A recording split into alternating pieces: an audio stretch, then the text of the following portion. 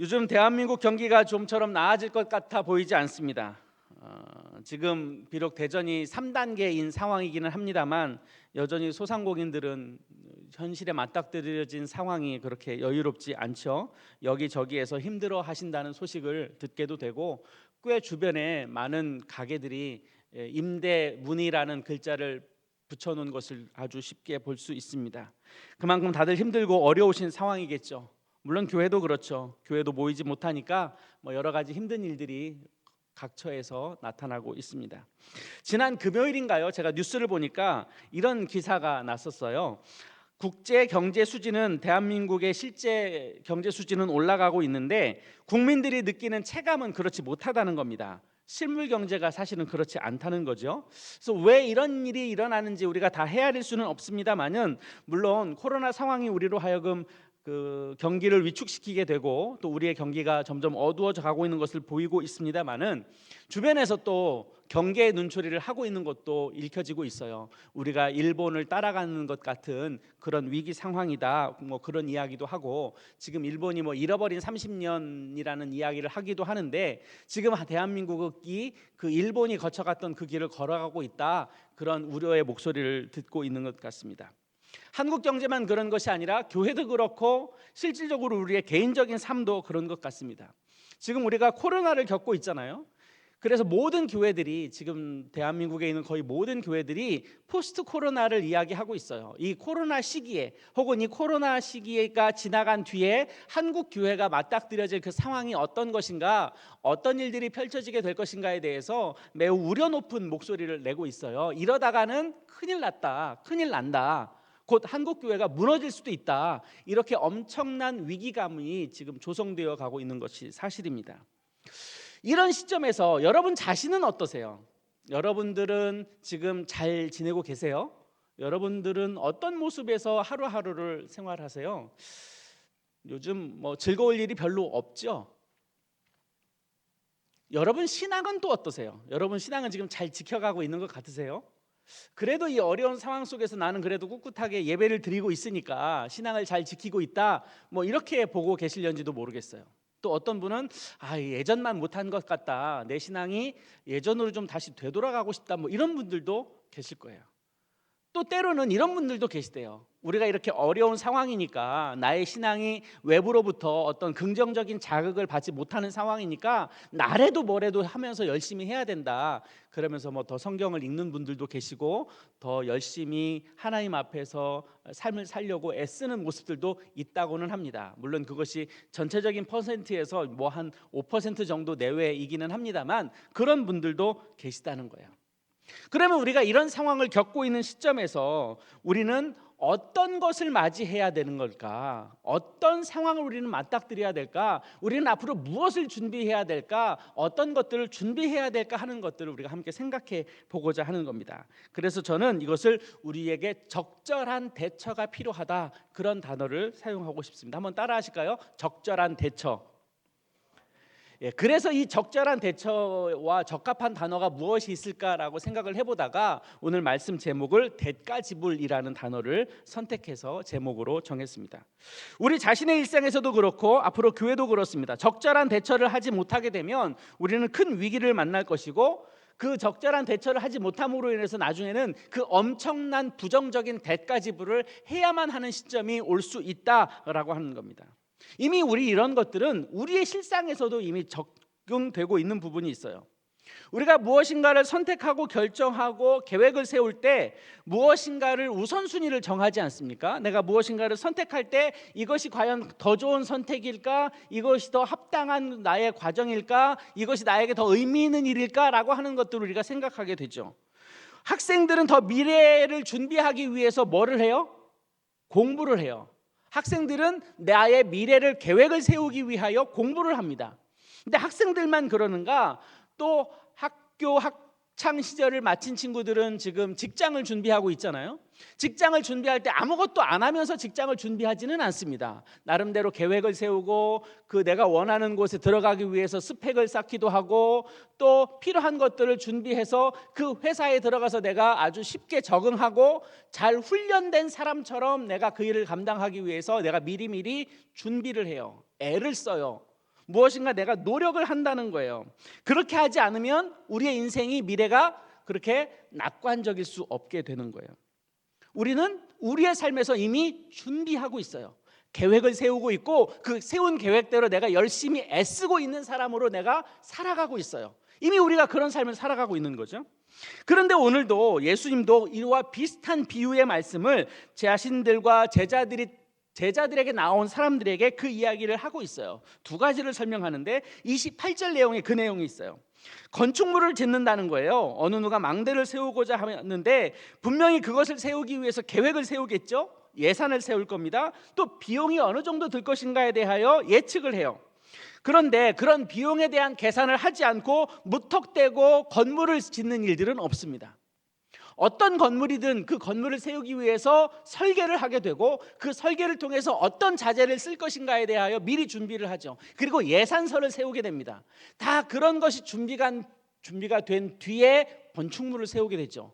아무런 계획 없이 건축물이 필요하네. 그리고 덥석 예산도 준비도 안 돼 있는데 덥석 그 건축물을 짓기 위해서 설계를 시공하고 그럴 수는 없는 거예요. 다 때에 맞는 적절한 조치가 필요하고 계획이 있어야 되고 준비가 있어야 한다는 거죠.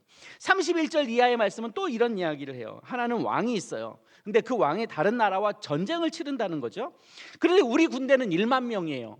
근데 상대방 적군은 2만 명이라는 거예요.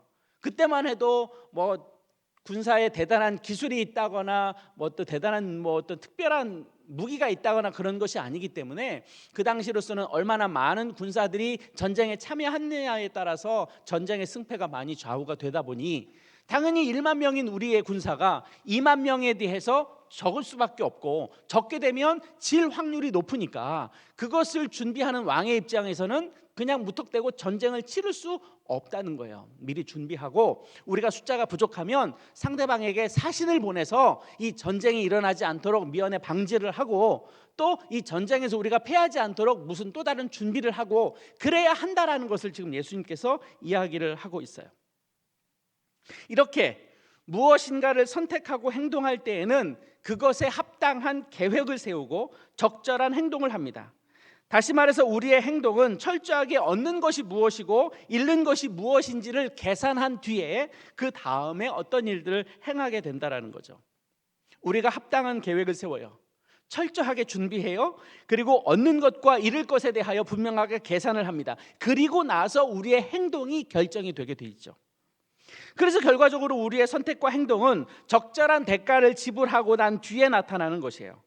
우리는 더 능력 있는 사람이 되기 위해서 더 수고하는 대가의 지불을 합니다. 더 많은 돈을 벌기 위해서 더 많은 땀을 흘려야 하는 대가 지불을 하여야만 하는 거죠. 건물을 짓기 위해서 설계를 잘해야 되는 것도 마찬가지고 설계대로 건축물이 지어져야 하는 것은 너무나도 자명한 일이에요. 부실공사를 했다가는 엄청난 위험한 대가 지불을 할 수밖에 없는 상황이 되는 거죠. 바로 예수님은 자신에게 나아온 사람들에게 분명히 예수님을 믿고 따르는 데 있어서 대가 지불이 있어야 한다라고 지금 우리에게 말씀을 하고 계시는 거예요. 우리가 그리스도인이 된다고 할 때 그리스도인의 합당한 희생과 수고가 있습니다. 만약 그렇게 그리스도인에게 합당한 수고와 희생이 없다면 우리는 건강한 그리스도인으로 자라가기가 어려워요. 이건 우리의 삶에서도 당연하게 나타나는 일이죠. 어린 아이가 때가 되어서 기어다니다가 일어설 때가 있어요. 그런데 일어서는 것이 너무 무섭다고 그 아이가 자라가는데도 일어서도록 하지 않도록 하는 부모는 없습니다. 일어서다가 넘어지고 뭘 붙잡다가 다리에 힘이 없어서 넘어지고 일어서도 한 발자국 뛰다가 넘어지고 그런 일들이 반복이 되죠. 그러다가 일어서게 되고 일어서서 걷게 되고 걷다가 보면 뛰게 되는 상황을 맞이하게 되는 거예요. 어느 누구의 부모라 할지라도 일어서고 걸어가고 뛰어갈 때 넘어지는 것이 무서워서 기어다니도록 그냥 내버려 두는 부모는 없어요. 단 한 사람도 없어요. 그렇게 될 때 그만한 대가 지불이 필요하다라는 거예요. 우리의 신앙도 마찬가지예요. 여러분들이 지금 이 시간까지 신앙을 유지해 왔잖아요. 여러분들이 신앙을 유지해 오는 동안 여러분들의 대가는 없었을까요? 대가 지불이 없었을까요?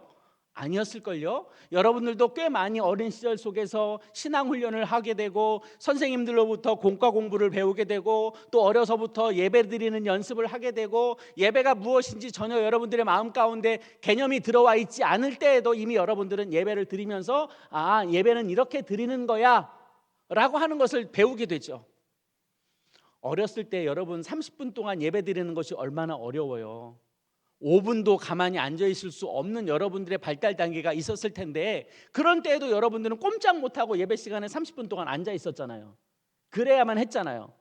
물론 중간중간에 걸어 다니는 일들도 있고 막 돌아다니는 일들도 있긴 했지만 그래도 여러분들은 이미 마음 가운데 그것이 훈련이 되어 있는 거예요.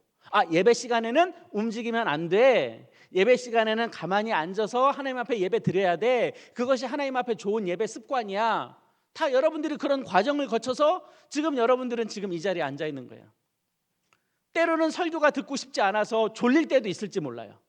그리고 실제로 졸음이 왔을 때도 있을 수 있겠죠. 그래도 그냥 자고 내버려 두는 것이 아니라 어떻게 해서든지 그 잠을 깨려고 하잖아요. 왜 그래요? 그러면 안 된다고 이미 여러분들은 알고 계시는 거예요. 다 시간을 거쳐서 그만한 대가 지불을 하고 나서 이미 여러분들은 지금의 신앙의 수준에 머물러 있는 거예요. 그렇다면 질문이 하나 있어요. 지금 여러분들은 여러분들에게 가지고 있는 이 신앙의 태도, 여러분들이 지금 여러분들의 삶 가운데 나는 이런 모습의 예배자인데 지금 예배자의 모습에 대하여 여러분들은 충분히 만족하시나요? 지금 나는 훌륭한 예배자다. 하나님이 보시기에 나는 꽤 건강한 신앙인이다. 나의 일주일간의 삶은 하나님이 보시기에 합당한 게 보여질 만한 일이 많다. 그렇게 신앙생활을 하시나요? 아니면 여전히 내 마음 안에 나는 부족한 신앙인이야 라는 생각이 있으신가요? 우리는 온전할 수 없겠죠? 당연히 우리는 부족해요. 우리는 계속해서 신앙의 훈련을 통해서 신앙이 자라가야 하고 성장해야 돼요. 그렇다면 우리는 이 다음을 향해서 더 많은 수고와 더 많은 도전을 통해서 나의 신앙이 그레이드업 되어야 하는 거죠.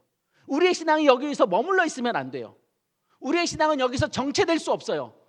우리는 그 정도로 온전한 신앙인이 아니기 때문에 우리는 계속해서 성장해야 되죠. 그러면 성장하기 위해서는 뭐가 필요하다? 그것에 걸맞는 대가 지불이 필요하다. 저절로 우리의 신앙이 자라지는 않더라고요. 아마 그럴걸요. 여러분 가만히 있으면 여러분 신앙이 점점점 하나님과 점점점 거리가 멀어지게 될걸요.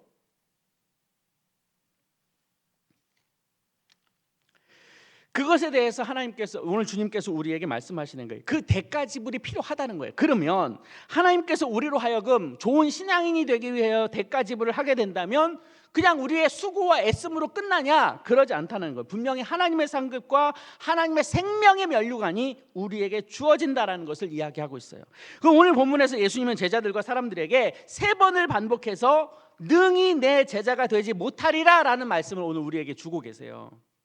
이것이 우리에게 경고의 메시지인 거죠.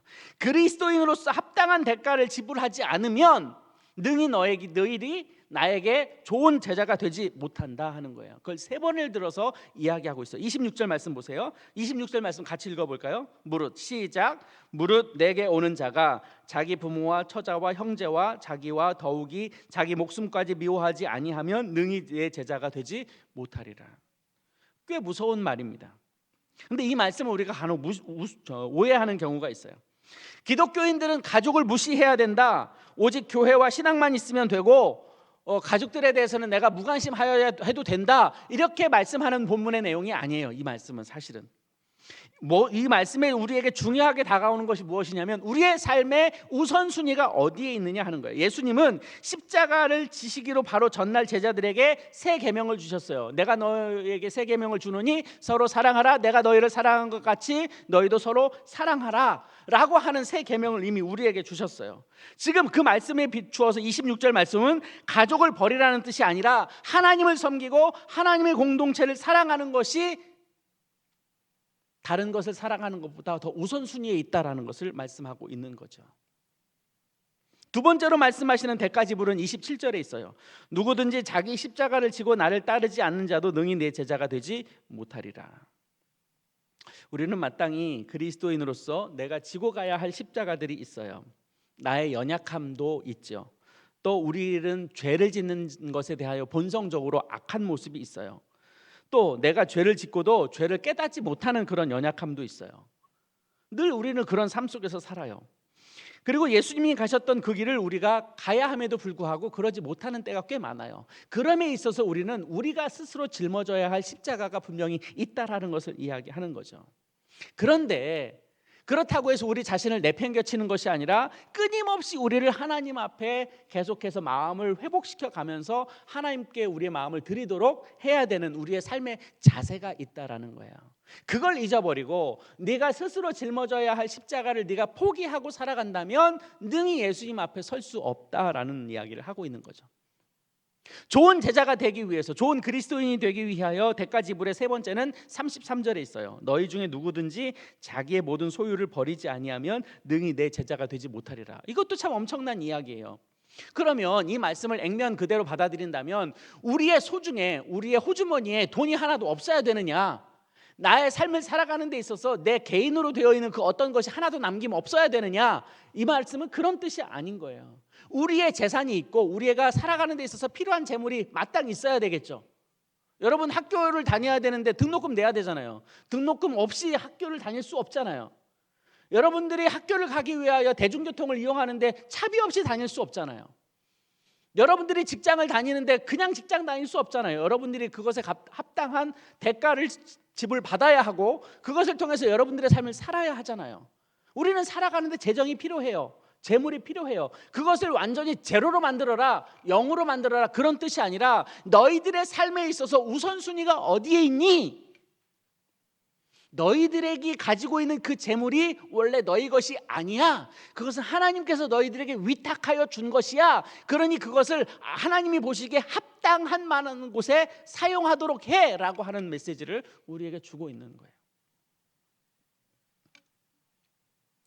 예수님은 이렇게 우리가 건강한 신앙생활을 하는 데 있어서 대가 지불을 하라고 말씀하고 계세요. 그럼 제가 여러분들에게 질문 하나 하도록 하겠습니다. 왜 그럼 우리는 이런 대가 지불을 하면서 그리스도인이 되어야 하는 걸까요? 세상 사람들은 이런 고민 안 하는데 왜 그리스도인들만이 이런 좋은 그리스도인이 되기 위하여 희생을 치르고 그것에 걸맞는 대가 지불을 하면서 신앙생활을 하라고 하는 걸까요? 불편한데, 힘들어 죽겠는데, 나도 나 살기 힘든데 뭐 이런저런 조항을 들어서 이렇게 하면은 안 된다, 저렇게 하면 안 된다, 이렇게 하면 능히 내 제자가 안 된다, 그렇게 하면 네가 하나님 앞에 바른 사람이 아니다. 왜 우리는 이런 소리를 들어야 하는 걸까요? 왜 우리는 꼭 이런 대가 지불을 해야 되는 거죠? 피곤하게? 힘들어 죽겠는데? 그렇게 안 살았으면 좋겠는데? 어떤 날은 혹시 여러분들 교회 나오기 싫은 날 있지 않아요? 몸이 피곤한 날 있을 수 있잖아요. 전날 늦게까지 야근하다 보면 주일인데 그래도 일어나기 너무너무 힘들어서 교회에 오기 싫은 날 있을지 모르겠어요. 어제 저녁에 친구들이랑 밤새껏 놀면서 게임했는데 눈을 슬그머니 떴는데 9시야. 아니 9시면 눈 뜨면 11시에 올 수 있지. 눈을 떴는데 12시 반이야. 교회 가라 마라. 이런 갈등 느끼지 않으세요? 근데 우리들 마음 가운데 왜 우리는 그렇게 번거롭게 주의를 지키며 신앙생활을 해야 된다고 성경은 이야기하고 있는 걸까? 왜 우리는 좋은 신앙인이 되어야 하느냐? 하나님께서 우리에게 우리의 삶에 대해서 가장 좋은 길을 가지고 계시기 때문에 그래요. 한번 따라할까요? 하나님은 우리에게 가장 좋은 길을 알려주시는 분이다. 왜 그러냐면 하나님이 이 세상을 창조하셨잖아요. 이 세상의 매뉴얼을 누가 가지고 계세요? 하나님이 가지고 계세요. 매뉴얼을 만드신 분이 그 물건에 대해서 가장 오랜 동안 잘 사용할 수 있는 방법을 가지고 있는 거겠죠. 우리가 왜 비싼 돈 주고 유명 브랜드의 가전제품을 사려고 해요? AS가 확실하기 때문에 그런 거 아니에요. AS가 확실하기 때문에 우리가 비싼 돈 주고 삼성 걸 사고 LG 걸 사고 그러는 거 아니에요. 비싼 돈 들여가면서. 왜? 확실하니까. 그리고 우리가 고장 나면 어디로 가지고 가요? AS 센터로 가요. 왜? 그곳에 가면 이 물건에 대하여 잘 알고 있는 사람들의 전문가가 그곳에 있으니까 그 물건을 고장난 걸 갖다 주면 그 사람이 그 물건을 고칠 수 있는 믿음이 우리 안에 있으니까. 그렇다면 이 세상을 만드신 분이 누구예요? 하나님이죠. 그럼 그 하나님이 이 세상을 만드신 그것대로 가장 좋은 방법을 누가 알고 계시겠어요? 하나님이 알고 계십니다. 그러니까 우리의 인생에 있어서 가장 좋은 매뉴얼을 누가 알고 계세요? 하나님이 알고 계시는 거예요.